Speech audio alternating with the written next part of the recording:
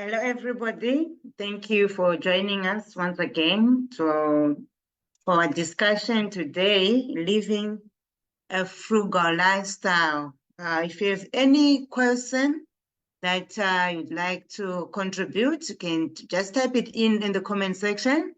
And if you have any comments that is relevant to what we'll be discussing this afternoon, you can also just type it in the comment section. You can share and invite others so that we grow together. This afternoon, joining us once again is Themba. We've all known Themba. He has been on the show. He's a renowned conference speaker and personal finance expert and a businessman. Samuel Johnson says, without frugality, none can be rich, and with it, very few would be poor. Themba, do you have any financial news for us this afternoon? Dapadzo, I'm looking so much to this session on frugality. It's a session that I've been waiting to present for a long time. But before we get there, let's just talk about some of the things that happened in the business news in the past 1 or 2 weeks. There are 3 themes that I would want to highlight. The first theme is about currency devaluation in some of the countries in Africa. The second theme is about interest rates, the fact that interest rates will be higher for a longer time. And the third theme is about entrepreneurial activity. Let's start with the theme on entrepreneurial activity. There was a report that was produced in South Africa by an organization called Global Entrepreneurship Monitor South Africa. And it's a 2023 report where they were essentially studying entrepreneurial activity in South Africa. And they came to 2 conclusions, which are very worrying. The first conclusion is that fewer people in South Africa are considering starting new businesses. So if they look at the history of entrepreneurial activity in South Africa, they came to the conclusion that South Africa is delivering fewer entrepreneurs and very few people are considering starting businesses. And the second thing that they concluded is that when people do start businesses, it's out of necessity and earning a living rather than making a difference. So people are being forced to start businesses. Now, there are 2 things that I would want to highlight and comment on in this report. The first thing is that when I look at entrepreneurial activity, it's how you eventually create wealth and make an impact in the world. This world will be ruled by entrepreneurs. It's the entrepreneurs that are going to make a difference. And my belief is that entrepreneurship should be taught as a subject, even in schools, so that we encourage people to be entrepreneurs. It used to be the fact that, countries colonize other countries through, conquest, through political means. When I look into the future, I think the countries that are going to be dominant in the future are those countries that are going to have a high volume of entrepreneurs, particularly entrepreneurs that are going to make a difference on the global stage. And that's how, conquest is going to be achieved by countries, going forward. And, the success of a country is basically based on how many entrepreneurs it's going to produce. So it's entrepreneurial activity is something that we must be encouraged even by countries. I wouldn't mind if I were to hear a country that has got a very effective and functional department or ministry encouraging entrepreneurial activity and small businesses. There are countries that have established such ministries, but they are not effective. What I see most of the time is that these departments are run by politicians more than by entrepreneurs themselves. So I think African economies must really take entrepreneurship very, very seriously. The second thing that I would want to say is this thing that says people are starting businesses out of necessity. To some of you who have been listening to us for a very long time, I would really encourage you to be an entrepreneur. Start with a side hustle, somewhere. It may happen that you will lose a job, and then when you lose a job, you're forced to start a business. Most of the businesses that are started out of necessity because you have to make a living, those kinds of businesses do not make impact and they don't last long. I would also want to encourage families to build a tradition of entrepreneurship. Rarely do we make observations, particularly among Black communities, of businesses being passed successfully from one generation to another. And that becomes, very, very, important. You can quote me on this, Tafadzwa, and our audience can quote me on this, as well. It's the small businesses that will create jobs, going forward. It's not governments that will create jobs. It's the small businesses that are a solution to the jobs crisis that we have, in the world. So that's the first thing that you can quote me on. And, going forward, you'll be able to make, these observations that that statement is true. The second thing is that it's the massive corporations that are going to make a huge difference and influence even the politics of this world. It's not your medium enterprises, it's the large global, operations. That's why I was a little bit concerned in this week when I heard that there is a French media giant called Canal Plus that wants to acquire MultiChoice for billions of dollars. Now, MultiChoice, who operate DSTV, have been a very significant story in South Africa. I get worried when corporations come to Africa and they acquire some of, our companies that have been successful from an entrepreneurial point of view, because that acquisition is basically a swallowing up of my MultiChoice by a corporate giant. And the same is true when I hear stories like Amazon is coming to South Africa to operate their business. They are a corporate giant. It's some form of economic colonialization, if you understand what I'm saying. So, what we need to do from an African point of view is to encourage our children to start businesses, particularly businesses that will become huge global giants in the future. That is the only way that Africa can be a success and can be taken seriously. I get encouraged, Tafazo, when I hear stories such as the richest man in Africa, Aliko Dangote. He has built a refinery in Nigeria. So he's doing quite a lot in terms of starting businesses and doing a lot to build businesses that grow and employ people. So those are stories that encourage me. So that's the first theme on entrepreneurship. The second theme is on currency devaluations. There are quite a number of countries in Africa that are experiencing a devaluation of their currencies. And I would want to single out three of them.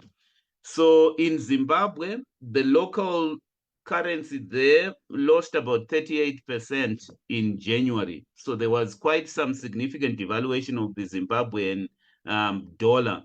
The inflation in Zimbabwe rose in January by 36% in 1 month.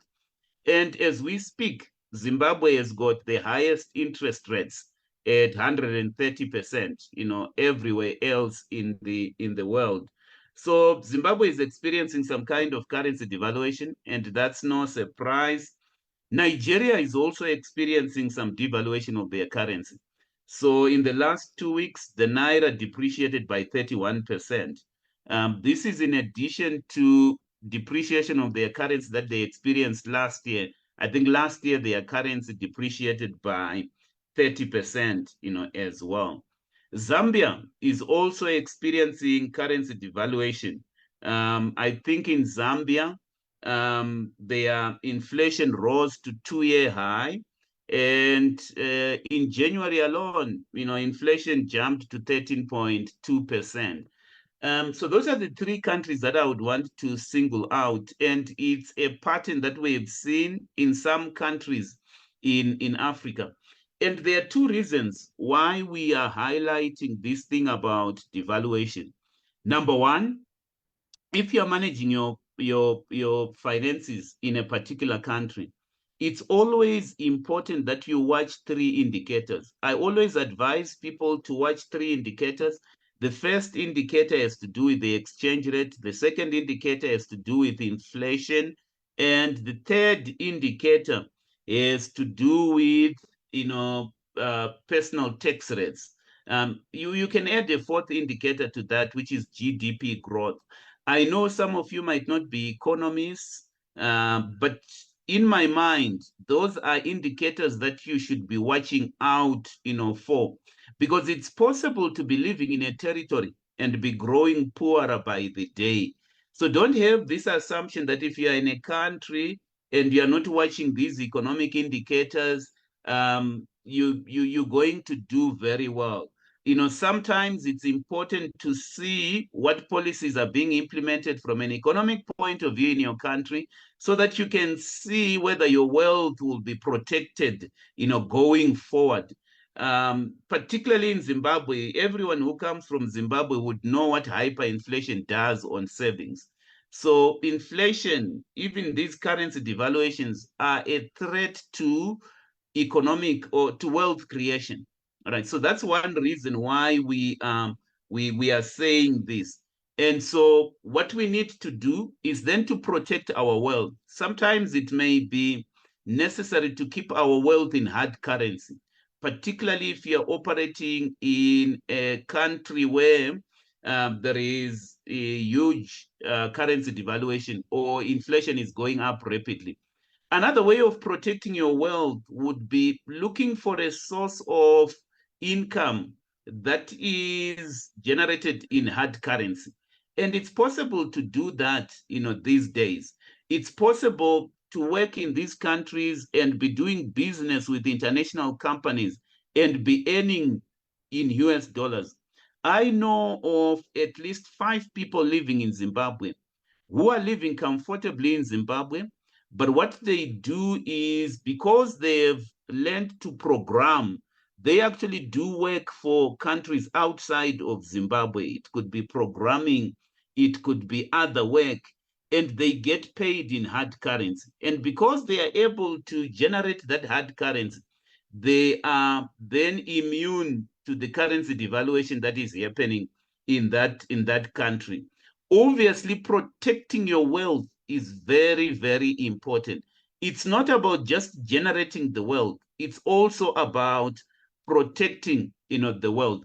The second thing why I'm highlighting this issue of currency devaluation is that if you feel that you are operating in an economy where on a long-term basis, the view is that the currency will continue to devalue and macroeconomic fundamentals will continue to worsen, it might be the time to leave that country and go elsewhere, maybe temporarily or even permanently. So it becomes very, very important for you to develop skills that can be marketed on a global basis so that you are able to move to another territory. Remember what we said, Tafadzwa, there are certain territories where it may be difficult to create wealth sustainably over a long period of time. And therefore, if push comes to shove and if it becomes necessary, you may want to move in a territory where macroeconomic fundamentals are very stable and it's an environment that allows you to create wealth. The richest man in the world, South Africa, in the world at the moment, Elon Musk, is a South African. I always ask myself, would he have been a billionaire if he had stayed in South Africa? Obviously, we can speculate. He's definitely an entrepreneur, but my view is probably he would have been successful, but probably not to that extent. So it was a good decision for him to move into another territory and create wealth in that particular, territory as well. Let me now move on to the last theme on interest rates. The view that is developing at the moment, Tafadzo, is that interest rates are going to be higher for a longer time. And there is an emerging view that is developing as well, that central bankers are not keen to cut interest rates. Obviously, there are territories where we have seen inflation coming down, and the one territory that I would want to mention here is South Africa. So in January, we received news that inflation in South Africa had eased to 5.1% from November inflation of 5.5%. So inflation seems to be coming down. But the thing is, inflation is not coming down as rapidly as expected by the central bank officials. And therefore, they are not going to cut interest rates very, very soon. There is another territory in Ghana which surprised by cutting interest rates. So Ghana seems to be an outlier from that point of view, because in this week, their central bank cut interest rates. So they are an outlier. The view in most territories is that while inflation may be coming down, central bankers are only going to cut interest rates if they are sure that inflation is under control. And there is no guarantee that inflation is going to be under control anytime soon. There was an encouraging news as well this year, Tafadzo. The American economy is creating jobs, and they published their jobs number yesterday. And it's quite interesting that they are creating jobs, more than 350,000 jobs in a month. And that's what African countries should be working on, creating jobs. And remember my view, Tafadzo, it's only entrepreneurs who can create jobs. So governments should focus their attention on two things: stabilizing the macroeconomic environment and encouraging entrepreneurial activity. And part of stabilizing the macroeconomic environment is making sure that there is stability to the currency. So those are three themes that I wanted to bring to the attention of our viewers, Tafadzo. The theme on entrepreneurship, the theme on currency devaluation, and the theme on interest rates and inflation, the fact that interest rates are going to be higher for a longer time. Thank you, Themba, for that financial news. Alice Boulding states that frugality is one of the most beautiful and joyful words in the English language, and yet one that we are culturally cut off from understanding and enjoying. The consumption society has made us feel that happiness lies in having things, and has failed to teach us about the happiness of not having things. Themba, how would you want to define frugality for our audience? You've used the word happiness in your quote there, Tafadzo. Before I define what frugality is, I just want to highlight the fact that frugal people are the most happiest people in this world. But let's be simple about this concept of frugality, Tafadzo. Frugality is all about, number one, not being wasteful.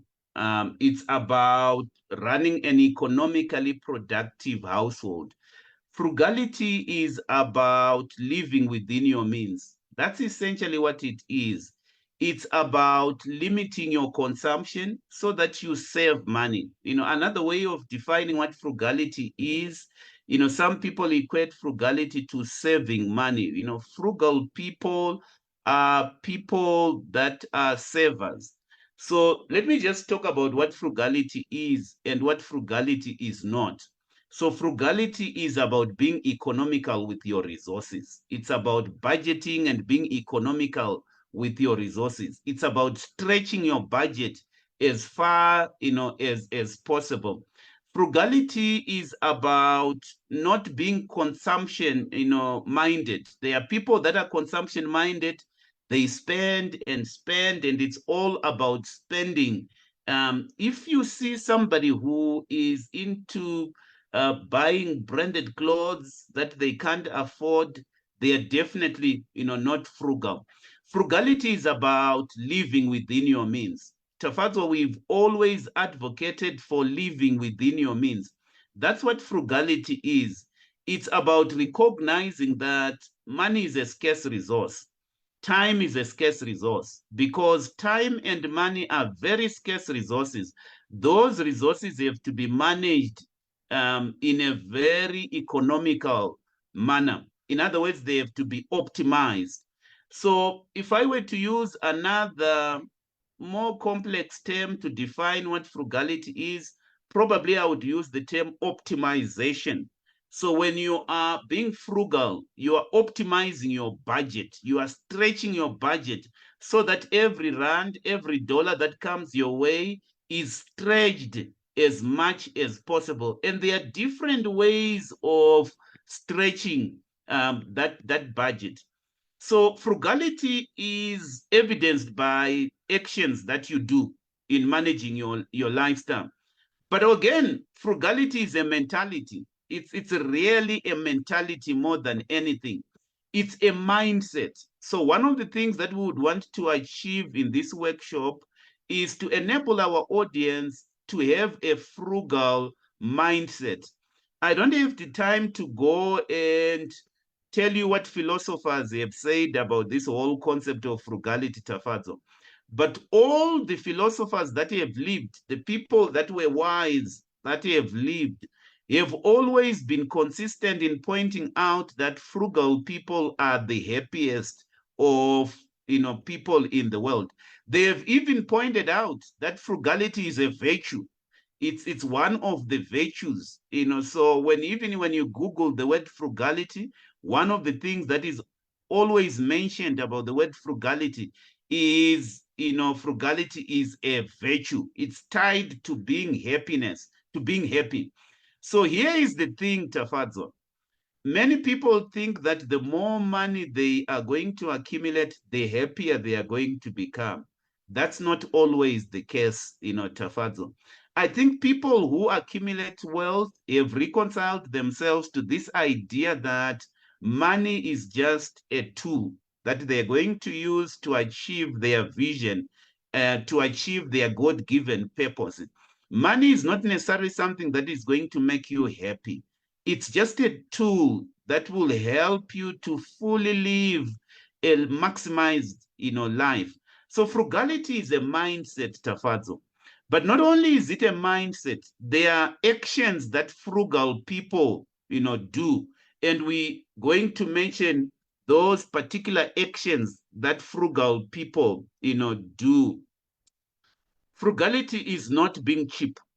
Many people always equate frugality to being cheap.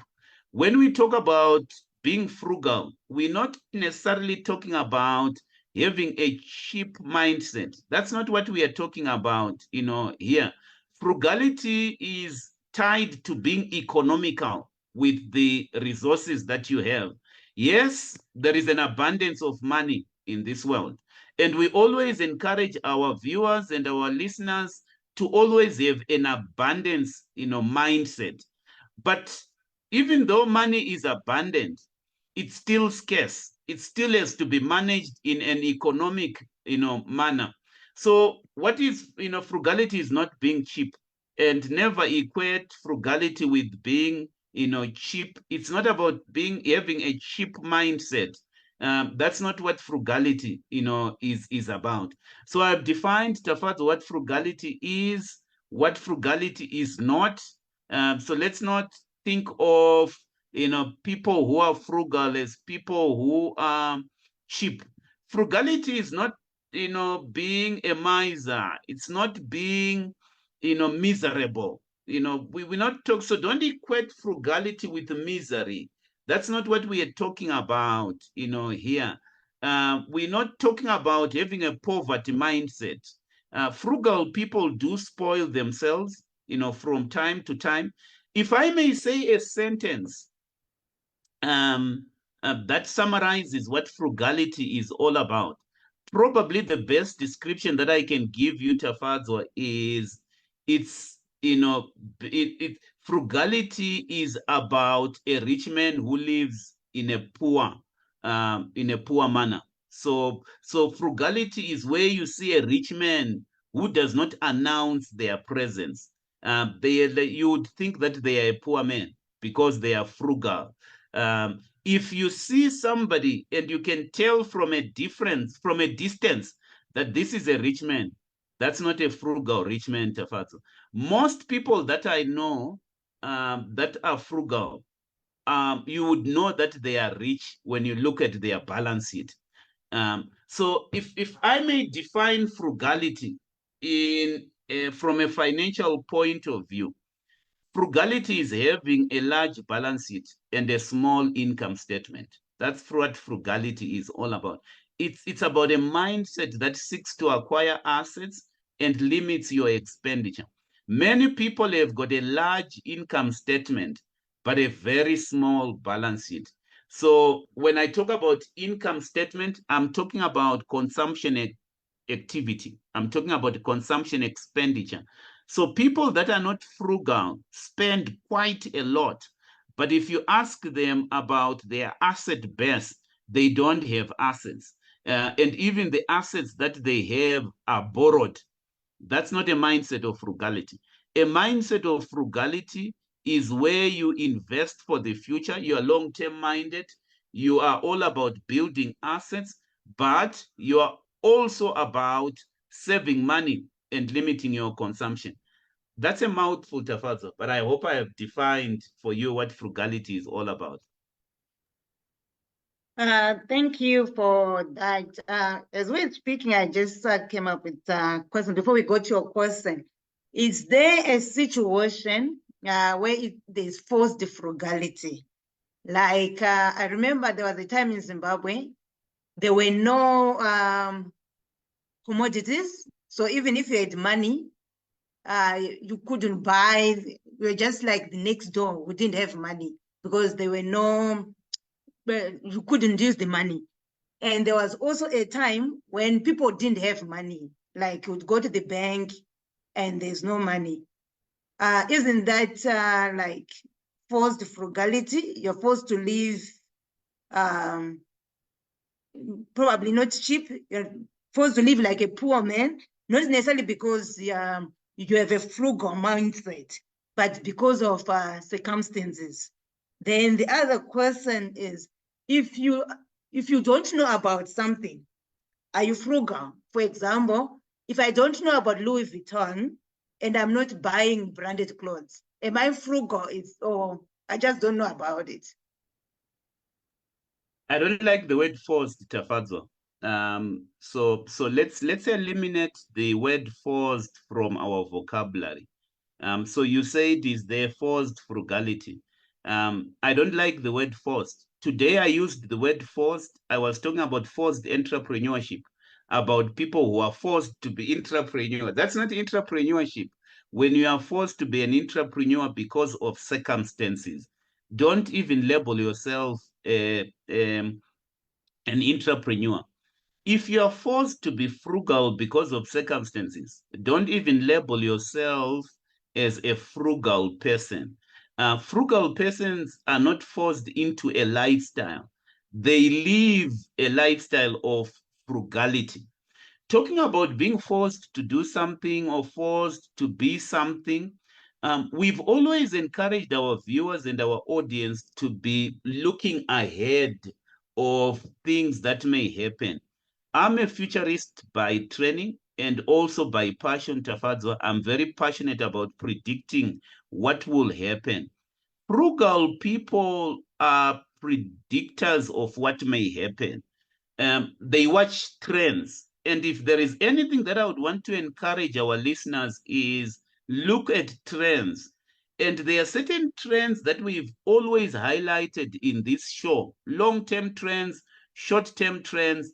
Some of the long-term trends, Tafazo, that we are monitoring is that in the future, food will be very scarce, and therefore the price of food commodities are going to go up. What it then means, if you have been watching trends like this, is that you then begin to make investments that will cause you to be well positioned if something happens. So the fact that you are saying, is there any way that you may be forced to be frugal? It means that there are trends that you have not been monitoring, and therefore you have to be reactive. We encourage people to be proactive as far as their finances are concerned, and not to react to things that happen. In any event, Tafadzwa, even when countries run out of money, even when inflation goes up, frugal people are well positioned to take advantage of those things. They've stored goods well in advance, and therefore they do not necessarily run out. They have reserves. I like the concept, Tafazo, which is in the Bible, of 7 years of plenty and 7 years of famine. The world moves like that. And this is a piece of wisdom that I want to convey to those that listen to us. Never forget this.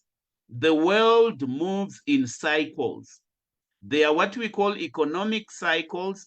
And with economic cycles, it means that there are years when the economy is doing well. Those are years of plenty. And there are years when the economy is behaving badly and there is scarcity. Those are called, the years of famine. So what frugal people essentially do is that in the years of plenty, they build reserves so that they are well positioned to survive a period of famine. And they are not forced to be frugal if they get to a situation where there is, famine. So for example, if you're operating in some of the countries that I have spoken about, keep your money in hard currency, because it always happens, Tafazo, that when there is scarcity, a black market always emerges. And the frugal people take advantage of the black market because, remember, the world is ruled by laws of supply and demand. And because frugal people understand laws of supply and demand, they then position themselves to take advantage of situations that may develop when there is scarcity. So never forget that, Tafazo. Never forget, number one, that the world moves in cycles, years of plenty and years of famine. Never forget, that the world is ruled by laws of supply and demand. And because frugal people understand laws of supply and demand, they are well positioned to survive in environments where there is scarcity.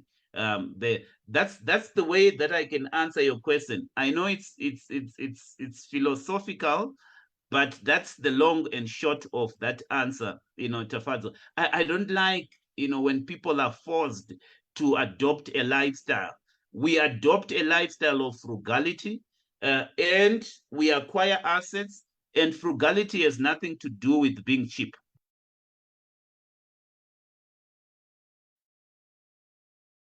You cannot be forced to live a frugal lifestyle. Pablo Picasso says, I would like to live as a poor man with a lot of money.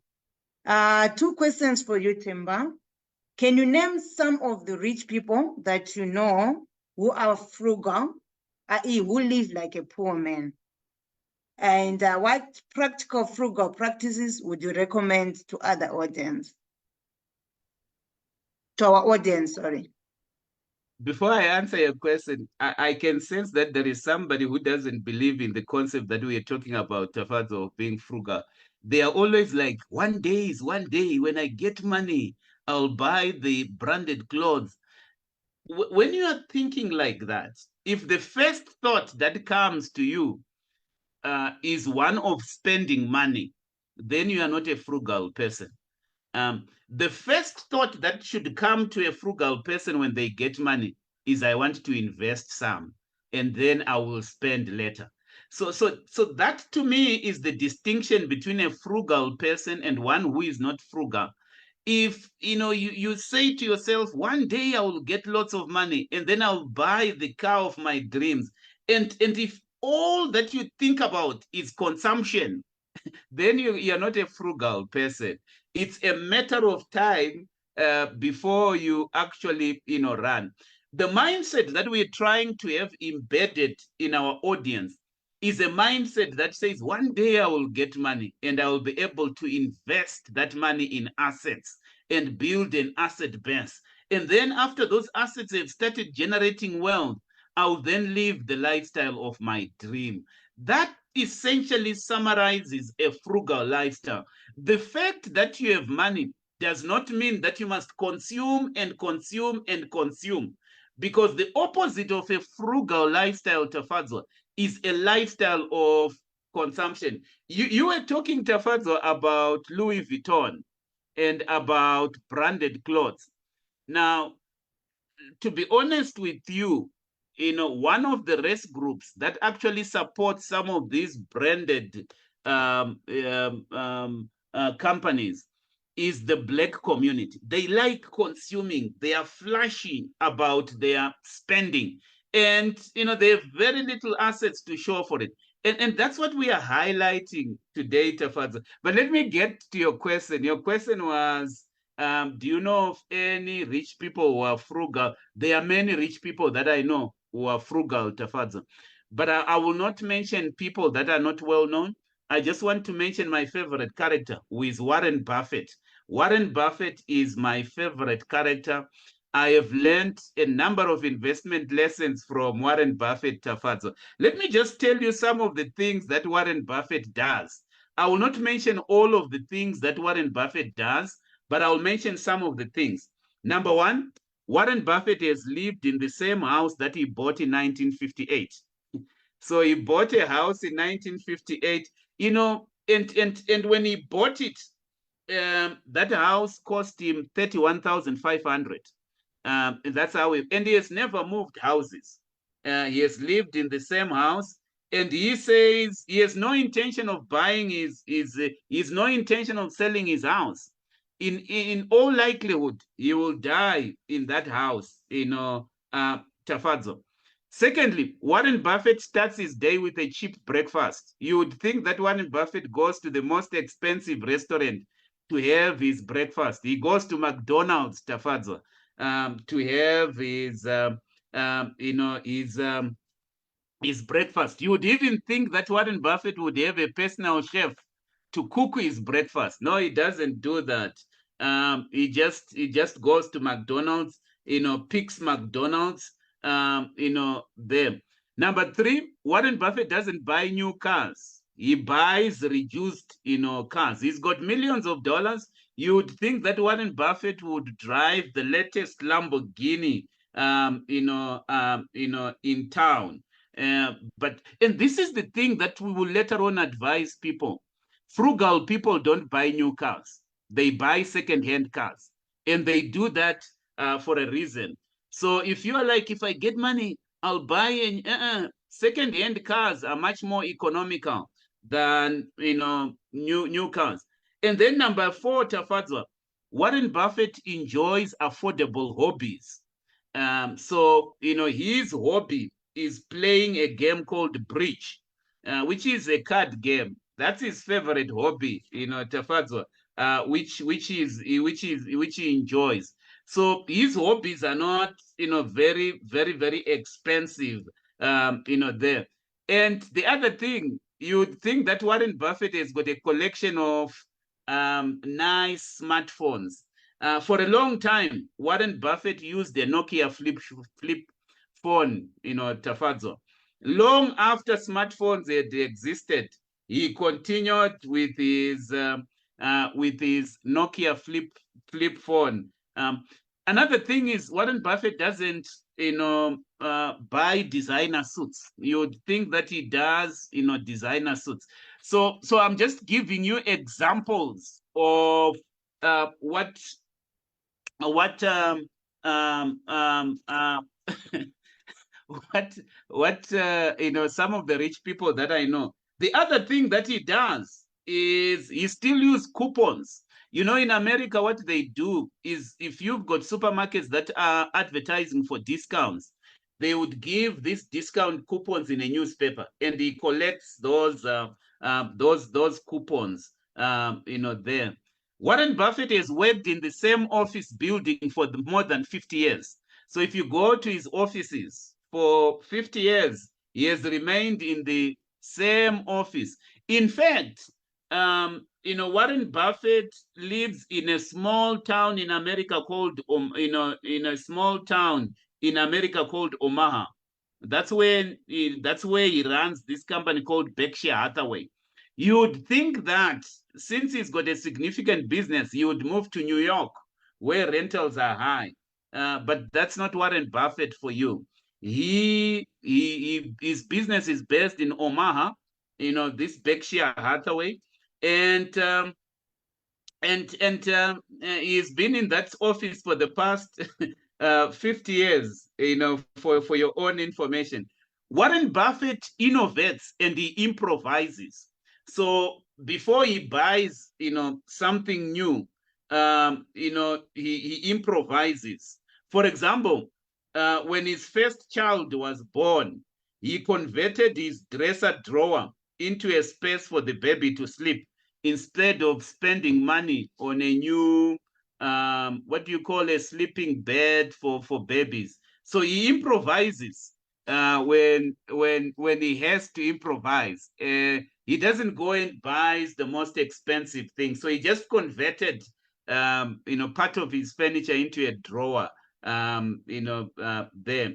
Warren Buffett values the relationship over material things. Definitely. So that's one example that I can give. I don't know if that's a good example for you, Tafazo. I don't have time, but I would have spoken to you about, Mark Zuckerberg, another billionaire. Mark Zuckerberg, he likes putting on t-shirts, so he doesn't buy branded clothes. If you were to meet him, you would think he's a simple guy from the street.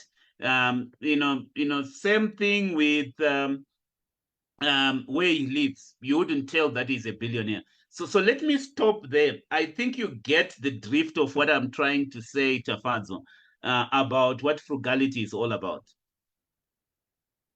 Thank you. I think I understand. But Warren Buffett,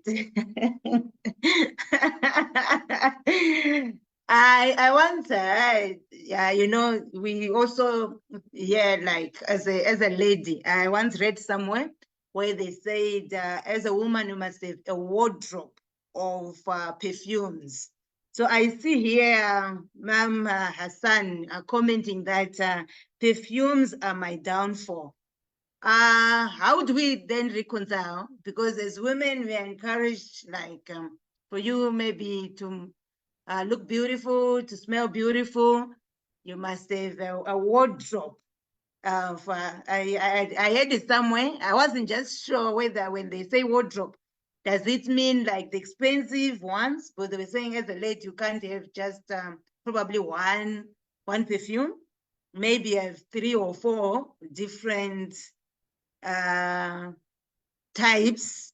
So in that case, then yeah, it means if you're buying the designer perfumes, like Mom Hassan has just commented, it means you're not being frugal. If you're being frugal, does it then mean as long as it's smelling good, you can have one and save the money? Or you can have one expensive that lasts for 6 months as a way of saving, but they're still getting your expensive perfume.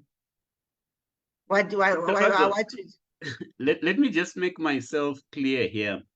In this session on frugality, we are not speaking against mansions. We're not speaking against branded clothes. We're not speaking against expensive perfume. We're not speaking against anything that is of a luxury nature. We're not speaking against that. So I need to make that point very clear. What we are advocating for, Tafazo, is happiness. It's contentment. It's being content. Even the Bible talks about people that are content. Content people are happy compared to greedy people. So when we talk about a lifestyle of frugality, we're talking about a lifestyle of contentment. Never think that the bigger the house you're going to have, the bigger the car you're going to drive, the more contented you're going to have to be in your life. And that's what we essentially saying, here. Being content and being happy is not linked to the clothes that you are putting on and how good you are smelling. And that's just the one thing that I want to highlight, here, that we're not speaking against any of these things. We are advocating for a life that is stress-free. I know of people that have bought goods that are expensive, and those goods have become an albatross around them. Let me just tell you a funny story, Tafadzwa. There was this woman, true story. She was an accountant in a company. This story was actually publicized in the paper. She stole a lot of money. She stole a lot of money. She defrauded the company of millions of dollars. And she did that over a number of years. When she was eventually caught, you would think that as an accountant, she would have invested that money in assets. Guess what, Tafadzwa? Guess what? When she was caught and they were asking, where did you use this money that you stole? She had this expensive habit, or she had this, habit. Let me just call it a hobby more than a habit. She had this expensive hobby of collecting dolls, dolls for children.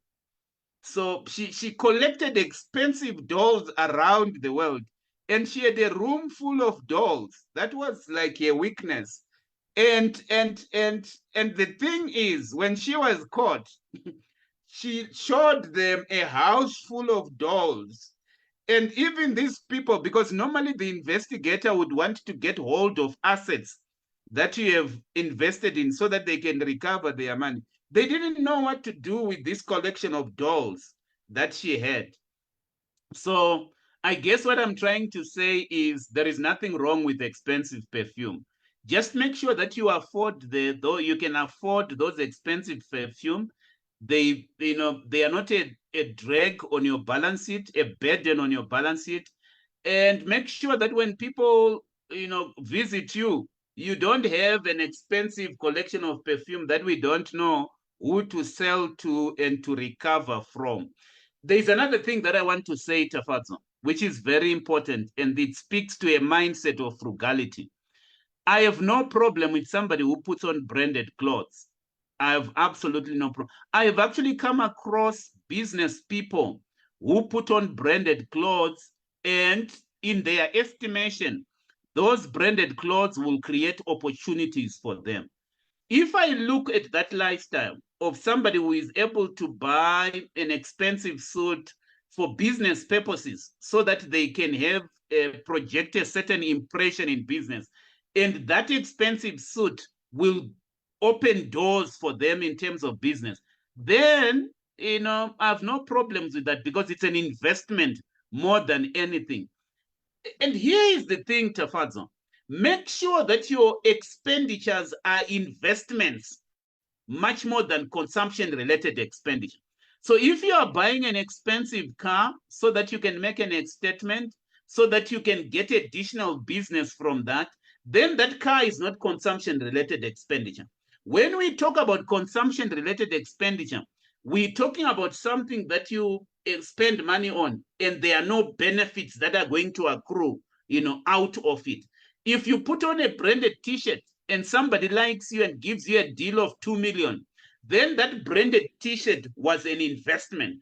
But if you put on branded t-shirts and people are saying, you are the man, you are the woman, if somebody says you are the man and you are the woman and they clap hands for you, you're not going to get income, from that. So let your motivation not be keeping up with the Jones. It should be with generating income and buying assets. And that's what we are talking about here, Tafazo. I didn't tell you about Mark Zuckerberg. Mark Zuckerberg has got a simple wardrobe. He puts on a gray t-shirt a hoodie and jeans. That's if you were to see Mark Zuckerberg, and these jeans are not even designer, jeans. He drives a modest car, right? And he's got low-key vacations. So you would think that because he's a super rich person, he goes to these exotic location. No, he doesn't. Um, he goes to a low-key place. So he's got his low-key, he's got practical housing. So it's not a mansion, just practical housing. And he spends money on philanthropic activities, because philanthropy causes you to be happy. When you give money to other people, you are happier. And that's what we are talking about, here, Tafadzo. I hope I have answered your. I think you've answered. I hope Mom Hassan is also answered. Frugal people don't live to impress the Jones or to make other people think they're rich. So yeah, you've mentioned the number of frugal living ideas from the rich. Any other frugal hacks in 2024? I will come to the frugal hacks in 2024, but I need to elaborate on this point about the mindset of frugality. There are common traits in terms of lifestyle of frugal people. And I need to make this point, Chafadzo. So far, we've made the point that frugal people think long term. They are not short term minded. Even their decisions with regard to money, they are always long term. Frugal people live within their means. So if you are struggling, if you've got a lifestyle that is not supported by your budget, then you are not being, frugal. They prefer to buy cash rather than on credit, especially when it's consumption related. You heard the question about the person who wants to buy expensive perfume. Here is a financial mistake that many people make. Because they've got these habits, they finance them through credit much more than through cash. I have no problem with somebody who buys expensive perfume cash. If you are swiping a credit card to buy that expensive perfume, then it's a problem. Frugal people give their children less stuff. So I used to know a single mother who would give their child every day 200 rands of pocket money, because they had this mindset that says, I suffered in life, therefore my children will not suffer. There is a common thing about frugal people. They don't want to spoil their children. And even Warren Buffett told his children that when I die, you're not going to inherit anything. Because children must be taught good spending habits. They mustn't rely on their parents wealth. Frugal people do low cost exercises. So they are not necessarily people that go to the most expensive gym. I have no problem with somebody who goes to the most expensive gym if you are, going to network. Frugal people don't feel the need to upgrade their technology or to upgrade their houses. So there are always these people who say, I want to upgrade my cell phone. And every year they are upgrading their cell phone. They have got the latest iPhone. You're not being frugal. Frugal people never buy new cars. I think I told you about that. Frugal people stay at home. They don't, even when they want to entertain friends, they're not going to go to the most expensive, restaurant. Yes, relationships are very meaningful to frugal people. Frugal people live in smaller houses, actually. By the way, Elon Musk, the richest person in the world, I think it was last year or 2 years ago, Elon Musk actually sold 5 of his houses to just live in a simple, structure, Tafadzo. And that's what happened with Elon Musk. Frugal people have like-minded friends, so they don't want to keep up with the Jones. If you've got a circle that puts pressure on you in terms of the standards that they would want to maintain, just change your circle. Frugal people are always learning about money. So if there is education that they would want to get, they are always learning about money. Frugal people buy in bulk. So they don't, because, if you do not buy in bulk, I know frugal people, Tafadzwa, when they purchase meat, they would go to a farm and they buy a whole cow and put in the refrigerator, and they are eating that cow for the entire month or for 2 months. That's frugality. And as a result, and that's one rule of being frugal: purchase at wholesale prices, not at retail prices. So I don't understand people who buy bread at a convenience shop, such as a garage, for example, because that bread is expensive. Frugal people have got this mindset that they buy in bulk and um, not pay retail prices. So those are some of the lifestyle of frugal people. You asked me about some of the practical things that I would want to recommend as part of this frugal lifestyle. Always plan your purchases. That's part of frugality. You go to shop with a list. You don't just go to shop with a credit card. So you plan your purchases. Very, very important, there, to do that. Patronize discount houses. Look for shops that give you discounts. I've gone into a habit, Tafats, of patronizing retail shops that have got, um, you know, loyalty schemes, for example. So for example, in South Africa, I bank with a bank called FNB, and FNB has got a very good loyalty scheme called eBucks. And I've been able to accumulate eBucks to buy fuel, to buy airtime, to buy air tickets, to travel.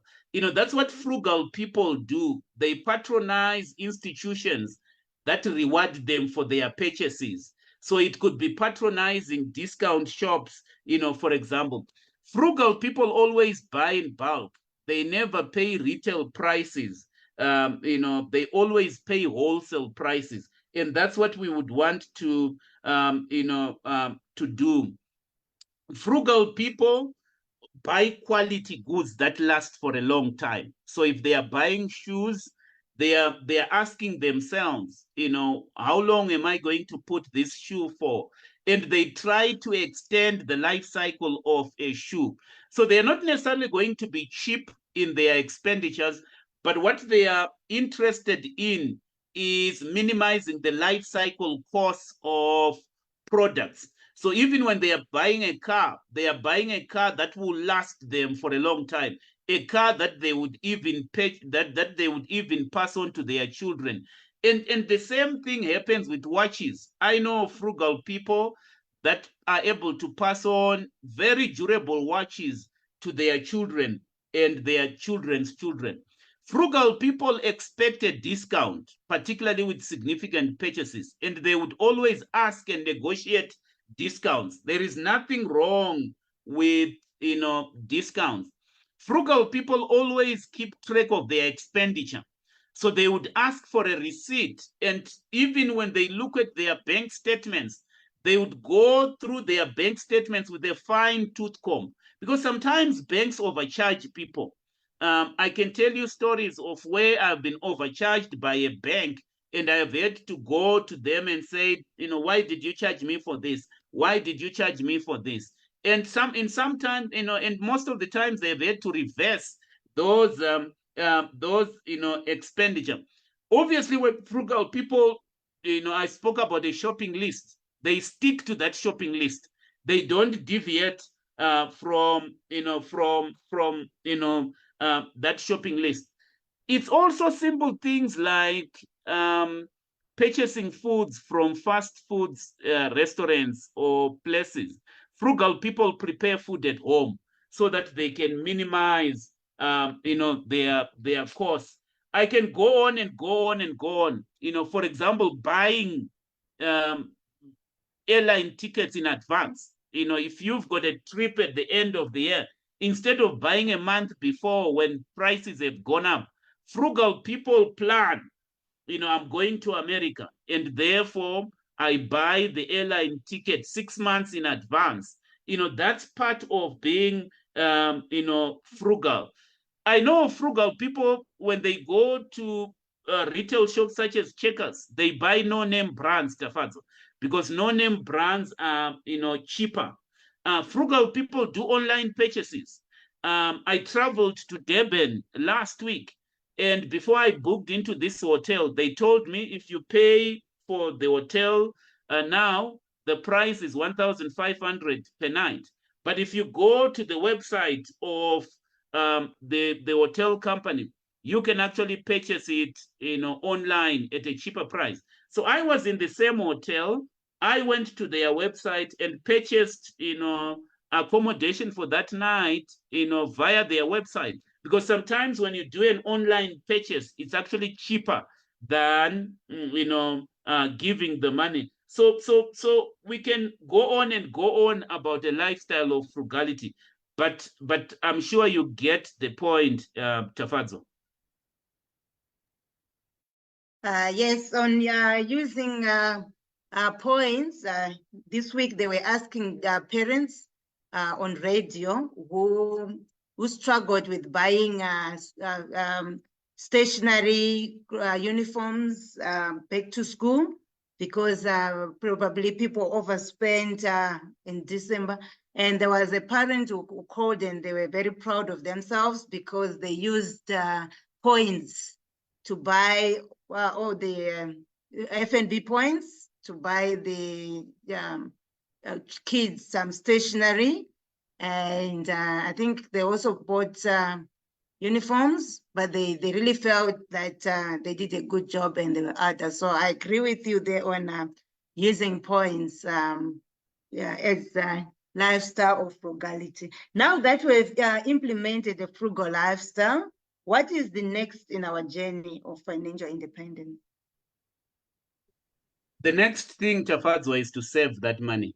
We're not just being frugal for the purposes of being frugal. We need to then save and invest. That's the next thing. Remember what we're trying to do here. We're trying over time to increase the amount of money that we are allocating for investment purposes. So now that you have lived a frugal lifestyle, invest those savings in an asset base. That asset base could be a property, it could be shares, it could be in a business.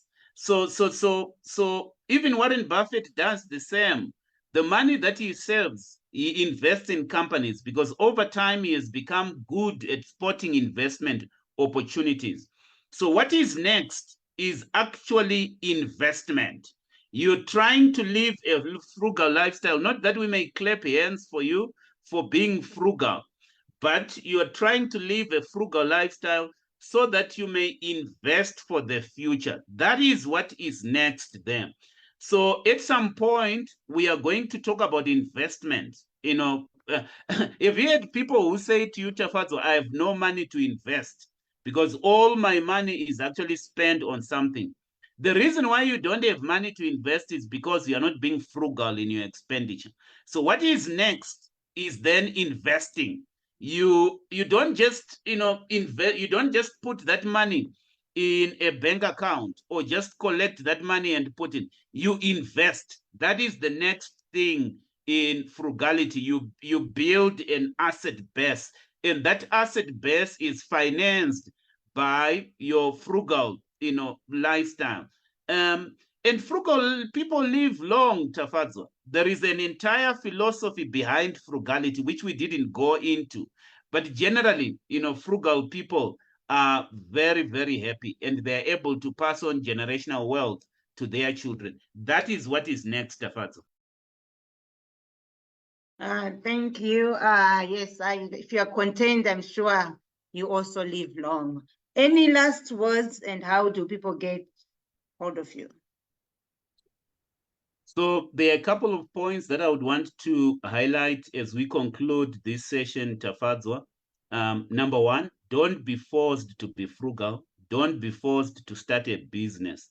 Do it in advance. We are advocating for a situation where people are being proactive.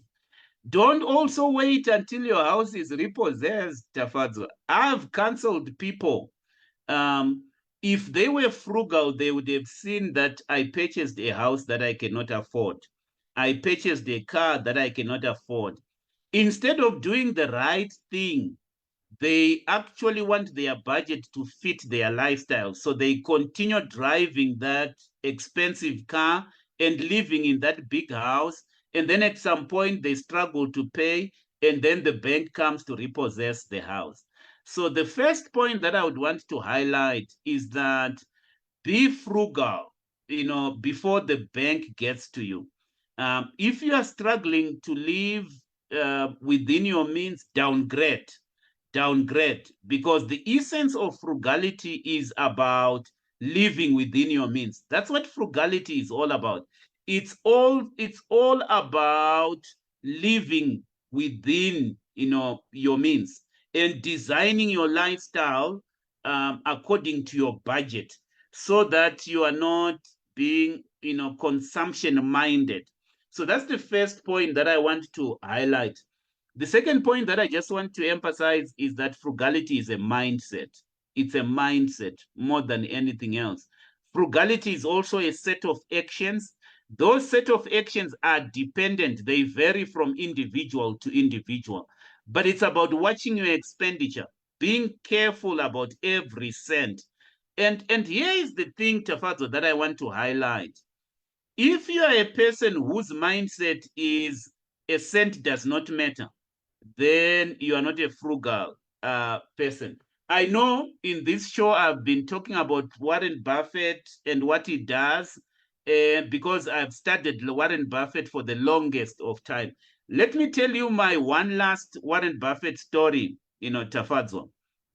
So it said that Warren Buffett was in a building with a number of people, and then they went into a lift.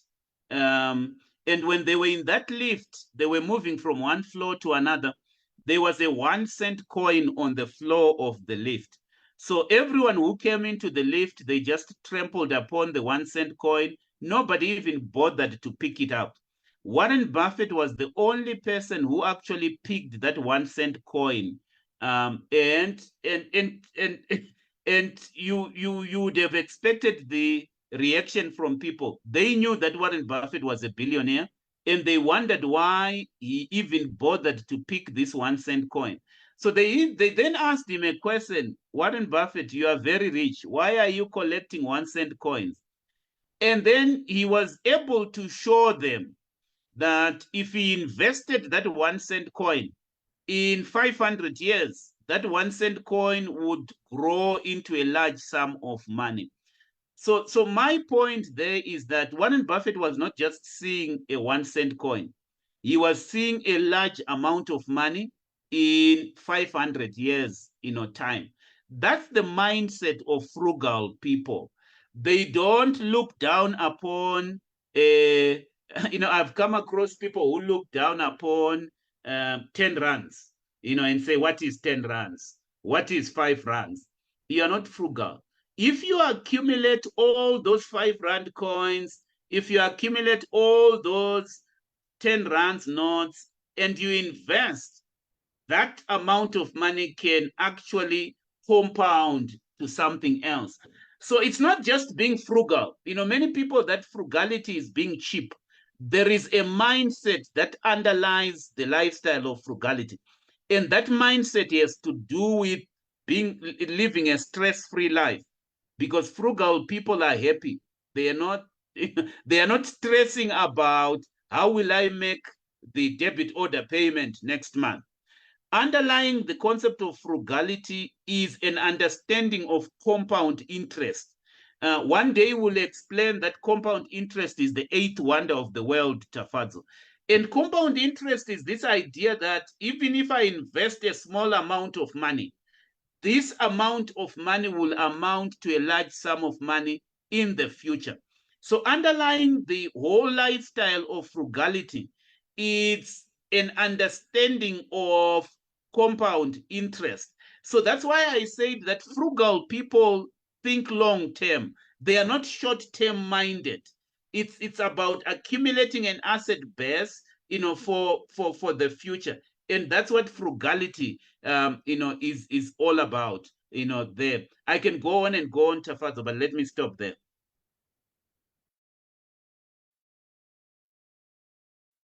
Thank you very much, Themba. If people want to get hold of Themba, they can connect with him on his LinkedIn, Themba Mazibuko, or you can write to us, Tafazo at tafazomazibukospeaks.co.za.